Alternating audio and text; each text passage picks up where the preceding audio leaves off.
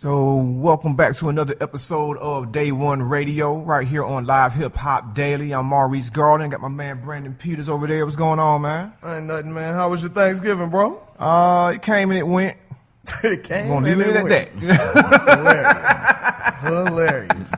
Well, hopefully everybody out there listening and watching had a great Thanksgiving. Mine was pretty cool. Just kicked it with the family. A lot of the family came out from different states, different cities, all of that. So we was deep playing dominoes, talking crazy, eating good as we do. Black Thanksgivings, you know. So this week has been, the talk of the town has been these Grammy nominations. And, me and Reese is always going to talk about what's going on. But, we was like, let's get an expert in here. Let's get one of our homies, producer Henny Tha Bizness, man. Yes, sir. Yes, sir. Several hits. Y'all see him. He done finally got from behind the camera in front of the camera this year, doing a lot of videos and content and stuff like that, man. But you also sit on one of the Grammy boards, right? Yeah, I'm a governor for the board for Atlanta chapter. So okay, all's well. Yeah. Now tell people how you get to that point. Like run down your resume or some of the things that you've done to get to that point. You don't just fill out an application and get hired for that. No, to be a part of the the governor or be associate part of the board. You basically have to have one or two types of situations. You got to be an active member in the music community, whether you're a producer or a songwriter, an artist, somebody who's actually putting out music, and it has to be at least, I want to say,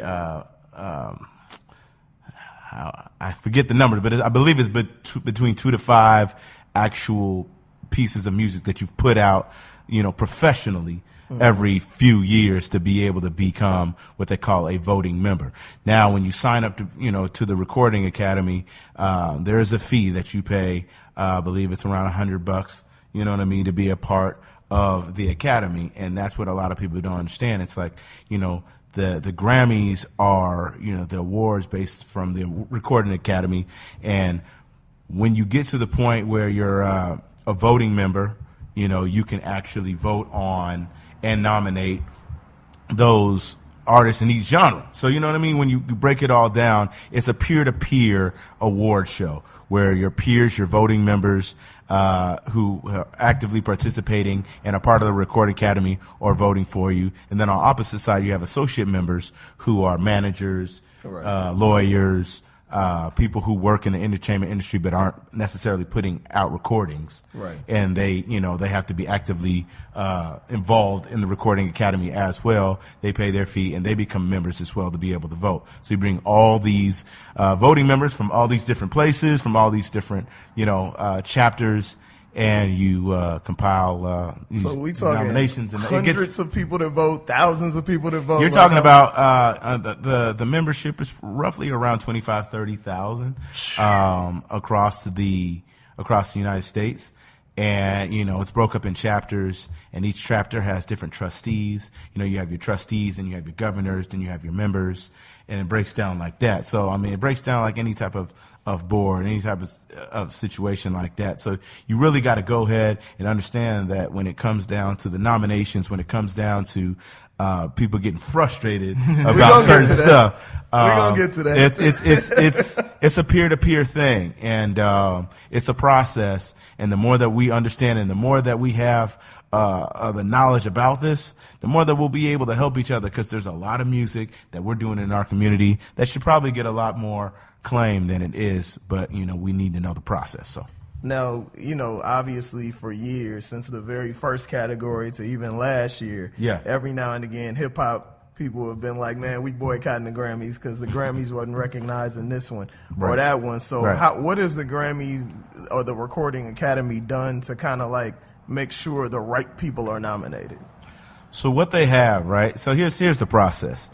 Anytime between usually October 1st to the end of September of the following year is your eligibility to be nominated for your genre for a Grammy, right? So around the beginning of October, they'll send out, to their members, who do you think should be nominated? Mm-hmm. Now the members, anybody can actually nominate somebody, right? Mm-hmm. But the members are the ones who will be selecting, and a lot of times it is, you know, part of, I won't say popularity, but the person who comes first to your mind. So if it's artist of the year or record of the year, song of the year, hip hop artist of the year, you're thinking, okay, and you write them down. It's basically anybody could be submitted. I don't care if you just put your song on SoundCloud between that year and you just started the buzz, or you're super lit. You know what I mean? It's one of those things to where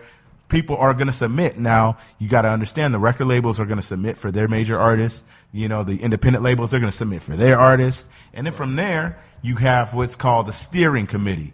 And so this is what kind of gets frustrating, and this is when people start to get upset, because you'll have these committees who will sit and listen to basically the top of that, you know, those nominations that came in, because they tally them up and say, who's the top, you know, on each genre, each category. And they're saying, okay, well, if he's, you know, if they sing and they do rap and they do this, should they be in the rap category or should they be in the R&B category? That's where you have a steering committee steer them in one genre to be put in what's called a nominations, the top nomination list. Now from there, a lot of genres that needed more clarification had committees, right? Okay. Where the committees would go and they would talk amongst themselves. Usually it's the peers of that genre, you know, the artists, the songwriters, the producers who are successful in that genre, to have a discussion about the top people in that list, to be able to get a top 5 that they're going to be put out, you know what I mean, as the nominations. So for years, like for hip hop and rap, they didn't have a nominations committee, and so a lot of people would be frustrated because at the end of the day, it'll just be probably the top that are the most popular. Right. And then people are like, well, that's, you know, that wasn't the best, that wasn't the most acclaimed, that wasn't this and that. And then people are up in arms because the process seemed like it failed the genre. So now you bring in the committee, right? You bring in the people, you know, like let's say all of us are here and you have a discussion about who are these top 20. Let's go through the music and let's discuss why they should be the top. And then at the end of the day, those committee members are going to vote on it, and then it gets sent to like Deloitte to do their processing, and then you come back and you get your nominees. Now, you said you have steering. Is there any swaying? Because I know that with the Oscars Academy, you know, if you go on like Hollywood Reporter that week leading up, you know, you'll see a whole bunch of letters and ads saying, for your consideration, please vote for this movie. Right. It's the same thing happened with the Grammy process. Do y'all get letters and emails like, please consider this because I know that you're on the board? Now, it's very spoke against if you're a voting member or if you're on a committee to be taking any type of bribe, any type of look, you know what I mean, any type of quid pro quo, you know, to help that next artist to a certain situation. But that artist has every right to campaign and say, hey, look at your boy. Remember what I did. Recheck my album. Like, you want to, like, if you're going to understand this process, you got to really realize that you got to campaign, specifically if you're going to compete against those who are a lot more, you know, noteworthy and being able to get that notoriety. Those guys are just going to automatically come on the top of the list every year. But there's those artists who had those great albums, excuse me, that might be overlooked, that might need a little for your consideration. Would you look at this? Would you check this back out? Would you know? And you want people to rally behind that, and that's when you want the end of the award show be like, damn, they got it right. Yeah, because like, I mean? Cause I was asking that because I know we had Brian Michael Cox on the show. What was it, last year around this time or 2 years ago? Around the similar he's a time governor as well. For the Grammys. And happy birthday, Brian Michael Cox. Happy birthday, yes sir, yes sir. And so, you know, like when we have situations where people are not getting nominated and fans get mad, is it also sometimes where that particular artist may not have gave enough of a damn to campaign? They're like, you know, I didn't want one of y'all awards anyway, so I'm not going to, because you have folks like Frank Ocean, like, I'm not even going to put my name in the pot this year. Or this year, Drake, More Life wasn't submitted, right? For anything, right? Yeah. He did not come up. And, you know, I mean, it can be, you know, it's definitely artist label preference. You do not have to submit. But at the end of the day, I mean, we all have to learn the process so that we know. It's like, just like the elections coming up on Tuesday, like we got to understand everything that's going on so that we're well informed, so that we make the right decision. Now you could be up in arms, but if you didn't understand what was going on, or you didn't get out there and campaign for the person that you felt that was, should take the trophy home or something like that, then it's like we're doing ourselves a disservice. And a lot of us just really need to understand the process so that we can at least become the voting members, because the more voting members that we have in the genres that we care about, right? Yeah. The more that we'll have the voting sway the way that we want it. So if we have all the voting members, and let's say 50% of them love, they love classical music. Right. Or, you know what I mean? Like that's what they know about. That's what they know. So if they are still voting on the hip hop and the R&B and the stuff like that, and that's half of the votes, they might just, I think I've seen his name before. Right. Run it. Yeah. The same way that like people real vote. elections. Yeah, like vote for local elections. Oh man, they got a sign on 920. I'm gonna vote for them. Exactly. And so you don't know exactly what they're about. None of that. You don't know none of it, right? But it's but. The thing is, we have so many artists out here that are doing great things. They just need to get involved and at least become members. Yeah, because I do remember when it was like when Paul Wall first got involved and people were like, thank you, finally somebody in hip-hop publicly being involved in the whole Grammy process, and that spurred a lot of other people in the community to get involved. So that's definitely what's up. Yeah, I have a personal question. Yeah. I've always wondered this. What in the hell is a performance Grammy? Like, there's the best rap performance, best R&B performance, best rock. What is that? What does that mean? What is that? I'll be honest, and I don't even know. Like, when they break down these definitions, here's the thing. When I got started, I didn't even know what the difference was between record of the year and song of the year. But that's a writer thing, right? Right. Well, here's the thing. Here's the difference. Like, you're just like, okay, what's the biggest record? What's the biggest song of the year? I don't know. What's the difference? Now, the song of the year is awarded to the songwriters, and you have to look at that category as what was the best written song, written melody of the year. Not the whole record. Not the whole production, the mixing, the mastering. We're just talking about the songwriting, the melody, how it came together from a lyrical standpoint and a melody standpoint. Gotcha. That's the song of the year. The record of the year was for the best record, the best production, the best overall mix, the best overall performance on a record. And so you might have the same songs in both categories, and they, for different reasons. For different reasons. So as a producer, as a producer, you were nominated under the song of the year. If you're not category. a songwriter on the record, you will not win the Grammy. Gotcha. You see what I'm saying? If you're the producer or the engineer, whatever, you're not going to win that. But on the record, if you're the producer or the engineer or any of those, that you'll actually get the trophy. Okay. So, yeah. So, well, man, I mean, I say all that to say all of these, the definitions, because I had to get some more knowledge about, what's the difference between contemporary R&B album and traditional R&B album. And I'm like, because like the urban contemporary thing, like when I saw Black was nominated in urban contemporary, I always thought urban contemporary was like Anita Baker, stuff like that. They have traditional and then they have contemporary. So the words sound, but contemporary means the newer. Okay. Right? The traditional means the more traditional. And when it, that's another reason. So it's kind of like the actual radio format is not correct. It's the urban AC thing. Levels on top of levels. You don't hear. All I'm saying, going back, saying that we got to get involved. Yeah. Because if we get involved and then we're like, why is it that, because the drum pattern is a certain way, it has to be contemporary, even though it sounded more like traditional. Yeah. Now, if the law states a certain way, then you're going to feel like it's confusing, And we want to make sure that the genres that we care about, the urban categories that are doing very well in the entire market, are getting their just due. Right. You know what I'm saying? I thought the nominations were good this year. I like that Jay-Z 444 got a lot of nominations. Obviously, Kendrick got a lot of nominations. SZA as well, which was super dope. I think that's going to open up an entire new world to her. But let's get into some of the categories and who we think should win. I don't know if you can say or not. I can't really. I can talk about it in general, but I mean, did you already vote? The actual voting cards have not been released yet. Okay. Yeah. I mean, actually, we can vote online this year, but you guys still have time to try to convince them to vote.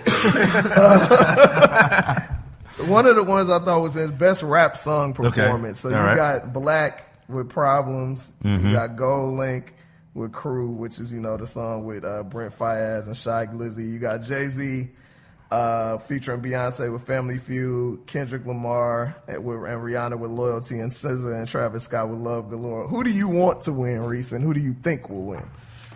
I'd like to see Black or Gold Link win, but I think they're going to give it to Kendrick and Rihanna. I feel like those awards, what people would term secondary awards, if Kendrick doesn't get Album of the Year or Song of the Year, then he'll get that. That's kind of like, because it's because if I'm voting, I'm like, he deserves something, but maybe not that award. And that's how, that's how probably a lot of people vote. Because it's all one ballot. And you're like, I guess can't put Kendrick for everything. I love that album, but let me, and the good thing about the voting process this year is that, before they would send it in the mail, you would get a ballot and you couldn't refresh your memory. Now they have it online. They have the music along with it. That's good. So if you want to do your due diligence, you can go back and be like, this was mine. You know what I mean? Yeah. And do that. But, when it comes to these categories, a Grammy is a Grammy. You know what I mean? You win Album of the Year. That's a whole nother level, change, right? Quick question. So I ain't giving him. Can I tell who I think gonna win? Oh, my bad, sir. Go ahead. We did not get your I honestly do not think Jay-Z and Beyonce are going to be nominated for an award together and not win. I don't think that's going to be possible in this world right now. But what was your question, bro? So a lot of media reports are saying this is the year that the Grammys, quote unquote, finally got it right. Because, you got a lot of, people of color getting nominated or whatnot.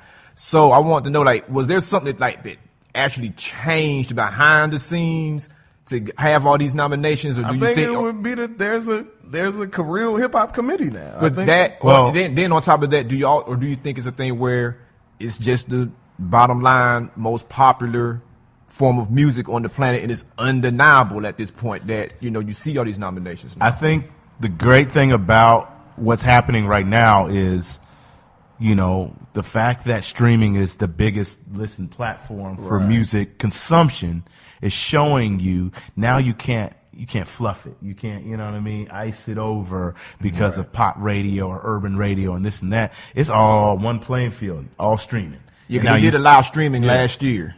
So when when I'm talking about the Apple Music, Spotify's, they're all the same. It doesn't matter. Now you look at the hip hop and urban genres, they're just super high compared to the others. Yeah. And you got to understand that that's what people want to listen to. That's what's most popular. And so we're making, it might not even say that we're making better music, but our music's getting heard by a lot more people. It's what people want to hear. Yeah. And so now when they say you got it right, it's basically saying that yes, this music is the most popular. You're reflecting what people are saying. And then on top of that, if you're going to reflect on that, let's make sure that we have all the committees and all the things ready and available to have the right discussions. Gotcha. You know what I mean? Best rap album of the year. Okay. Jay-Z, 444. Kendrick Lamar, Damn. Migos, Culture. Rhapsody, Layla's Wisdom. Tyler, the Creator, Flower Boy. I want to see Rhapsody win, but me too. They're going to give it to Jay-Z.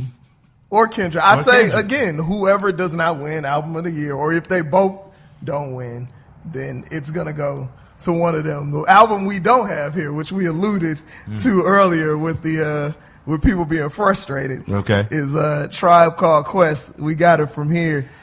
Q-Tip was very upset. Happened.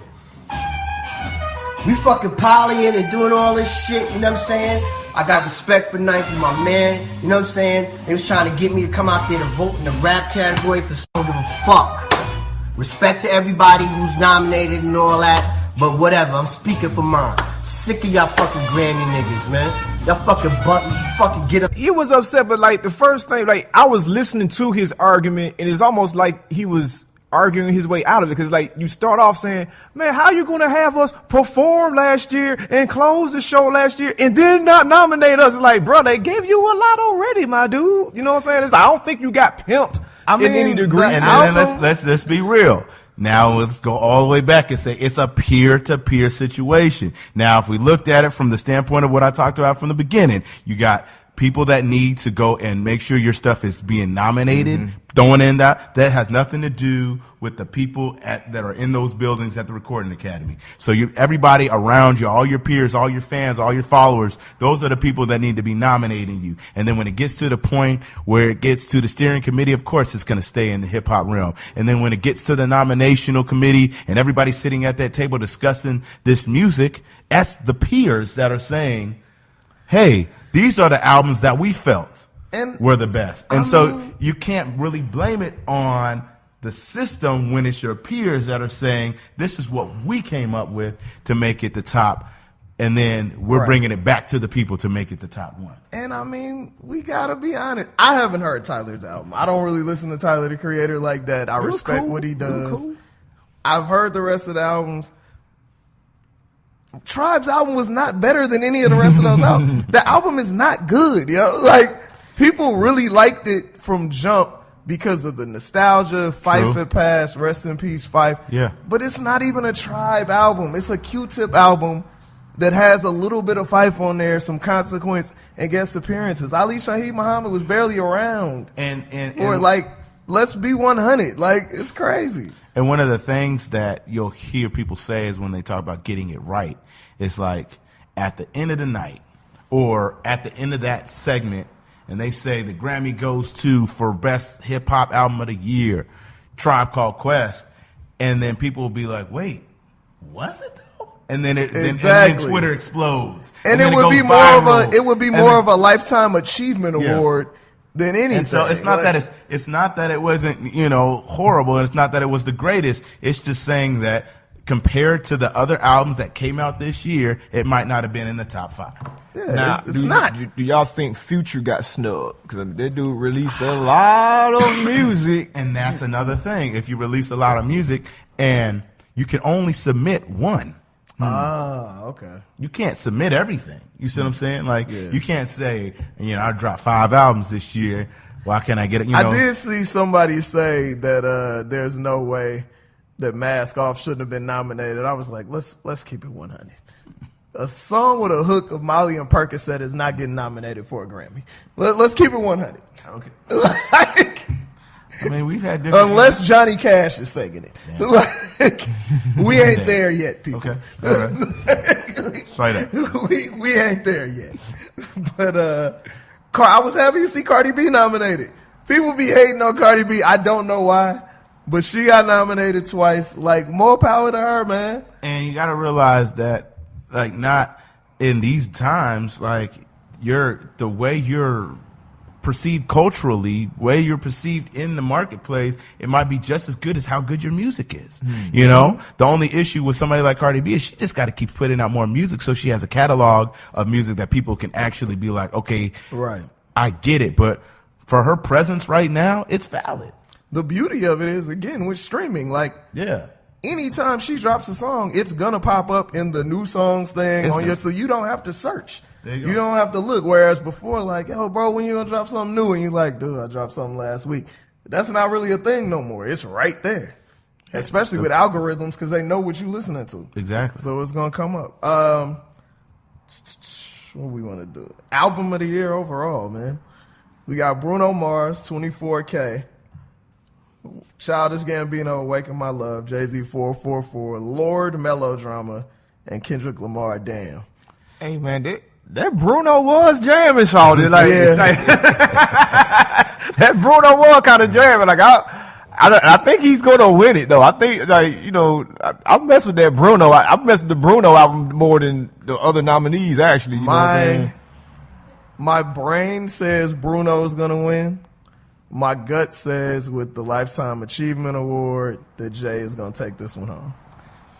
I mean, it's one of those things to where I just look at that category by itself and, we've never had it look like that. Yeah. Never. And never, ever. Not, they said it's the first time in I don't know what, over 20 years that there's never been a white male in that category. Yeah. So you got to look at that dynamic. And then, two, it's just like, you got Kendrick, you got Jay, you got Bruno, you know what I mean?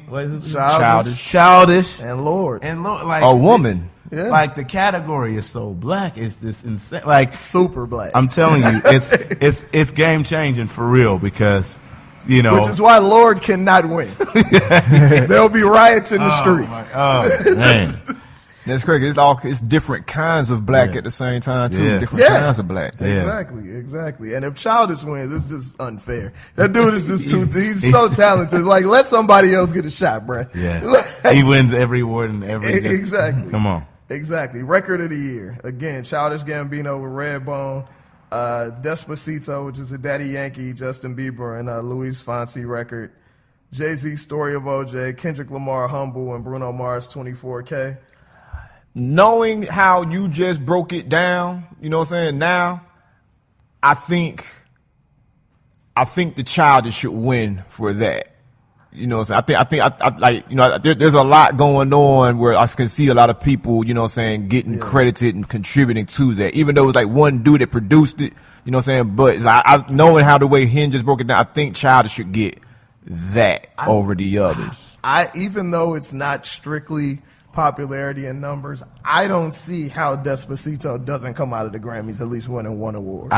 And it's because that song was huge. That song is beyond huge. Yeah, it's worldwide, and it's just that's one of those records that is just unstoppable. Like you just better get out of Wiz Khalifa's record for most YouTube views ever. Wow, it's like in like the trillions or billions. It's some crazy shit. It's insane. And I'll tell you like this, it's like, still that's another diverse record, And so if you want to start showing the diversity, you know what I mean? Like they're really there's probably going to be a lot of middle America up in arms at that award show, but that's what America looks like right now. How gangster would it be for a Latin record to win Record of the Year? Yeah, that's not even. That would be hard. It's in Spanish. Yeah, you know what I mean. So I mean that's very big. You bet you had the Macarenas back then, and right. I mean, my man Carlos Santana had a huge year that one year. But this is you just look at everything and you're like, there's a lot of great representation and diversity for sure. Right, definitely. Yeah, I just looking at the list, I didn't realize that Logic was actually nominated for Song of the Year. One of his records. The Suicide Song. Yeah. That's big too. I still don't think Logic. I'll never know how to. What's the name of the song? Like you just gotta really memorize. 1-800-273-8255. Yeah, the Suicide Hotline. Yeah. Which is dope. I just I didn't even realize that was nominated. That's big. So last one we talk about Best New Artist. So you got Alicia Cara, Khaled, not DJ Khaled, but Khalid, excuse me. DJ Khaled, some say Khalid. Right. Lil Uzi Vert, Julia Michaels, and SZA. What you think, Reese?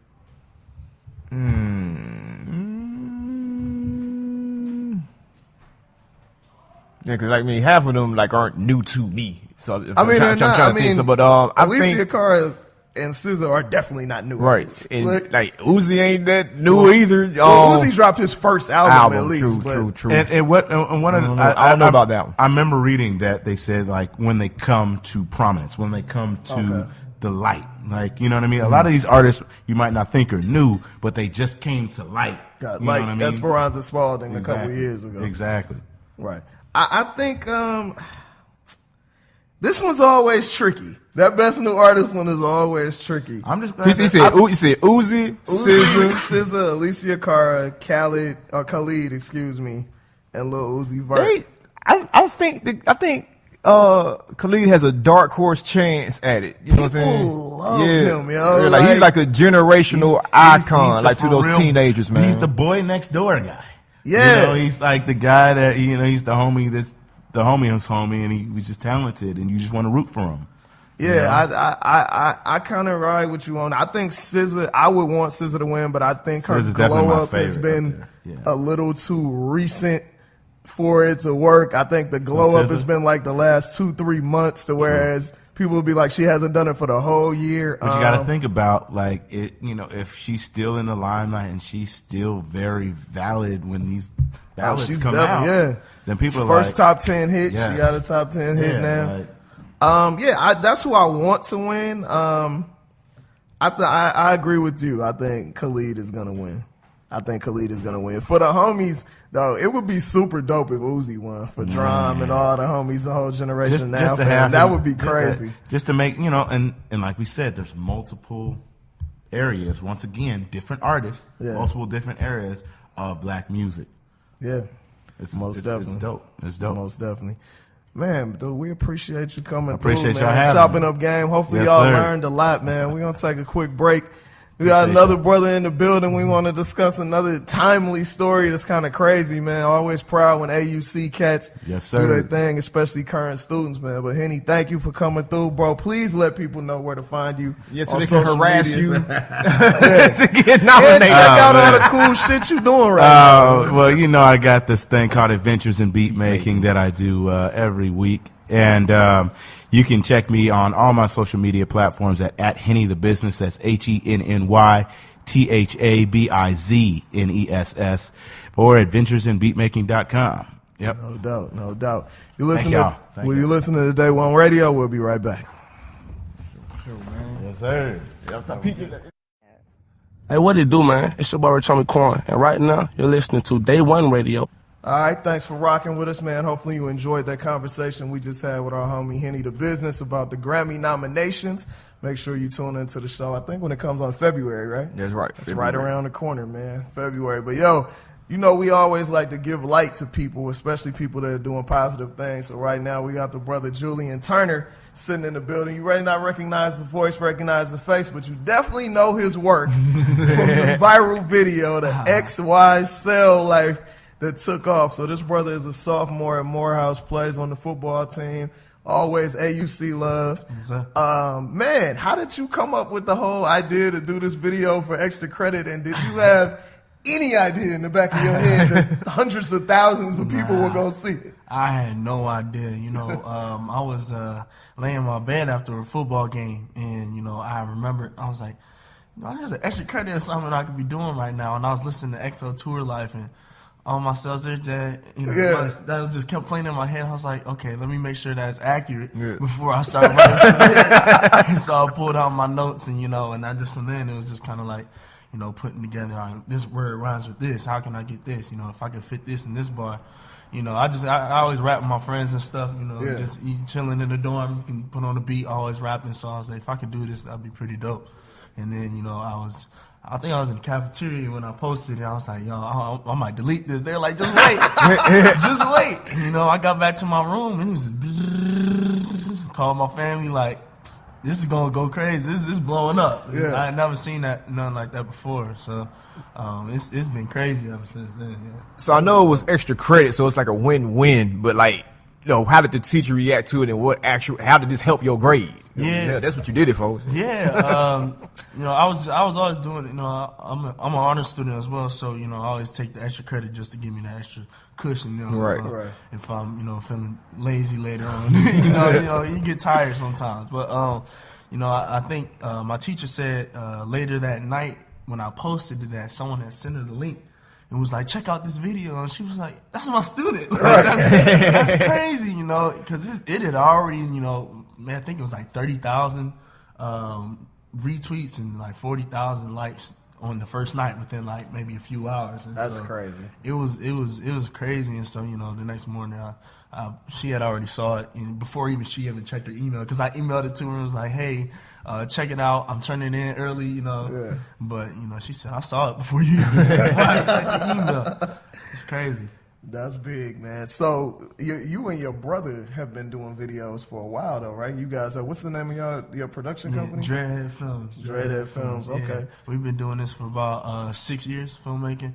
You know, we started out with the little flip camcorder with the USB already in it. Yeah, I remember those. Then, you know, every year for Christmas, we asked for a big camera. We would save up, mow lawns, blah blah blah. And, you know, now we got huge, expensive cameras, stuff like that. So we've been doing this, filmmaking. We would do commercials, weddings, we do sports coverage in our community back in Ohio, and then just all that money we save up to make short films and stuff. And so, that extra credit. That was kind of easy piece. I like to rap.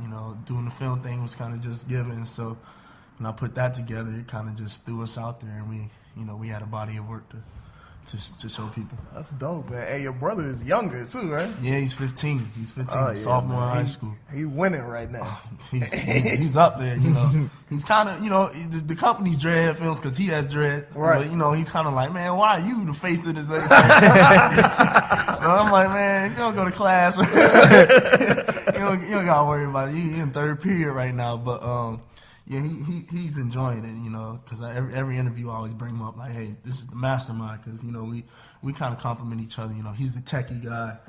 He's behind the camera, editing and stuff, cutting stuff, putting special effects, graphics, all that, and then I'm the writer, so I'll write out the story. I'll direct the acting, blah blah blah. So we kind of compliment each other in that, and you can see that in the extra credit video.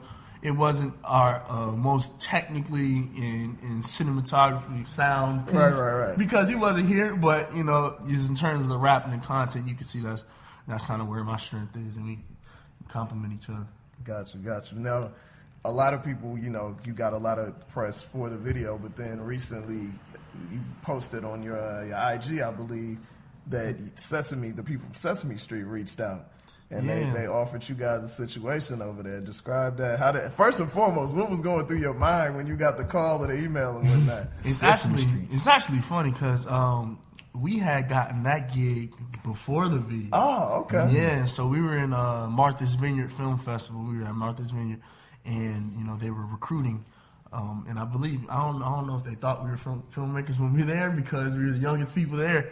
But we introduced ourselves, and we were like, we might this relationship might pan out later on, and then so we got their information, then we pitched a few films to them, and they accepted one, and it's been about a month or so since they accepted it, but we couldn't announce anything until they gave us till we signed the contract. Gotcha. And the way God works, he had us blow up viral, and I was like, Mom, Justin, that's my brother.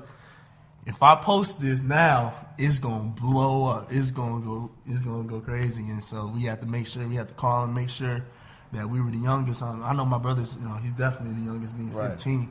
But I think I might be the second. But it's a big deal. Definitely, man. Sesame Street's big. So what would you be doing with Sesame Street? What is the deal or the situation? So we're doing a live action film for the number 6.